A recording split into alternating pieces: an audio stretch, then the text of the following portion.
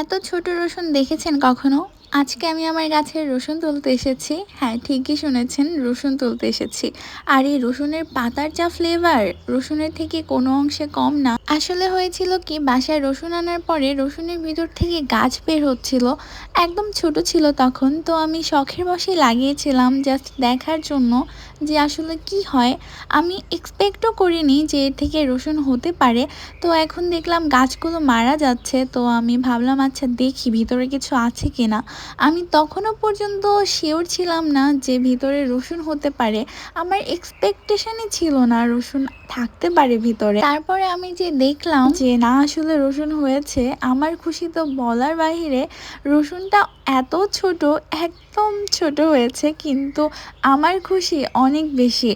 এত ছোট রসুন, এত কিউট, আমি ভাবতেছি আমি এটা দিয়ে কি করব। আর এই রসুনটা একদম পেঁয়াজের মতো, আপনারাও দেখতে পাচ্ছেন। এইটা না মানে ওই কোয়া কোয়া থাকে না রসুনের, ওই রকম একদমই না, একদম পেঁয়াজের মতো। বাট রসুন, আমি তো এইরকম রসুন কখনো দেখিনি।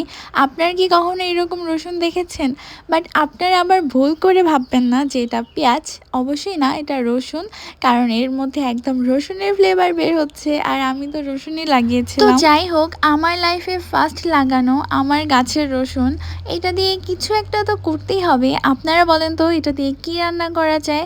সো দেখা যাক আমি এটা দিয়ে কি রান্না করি। সেটা দেখতে হলে অবশ্যই পার্ট 2 দেখতে হবে। Thanks for watching, by.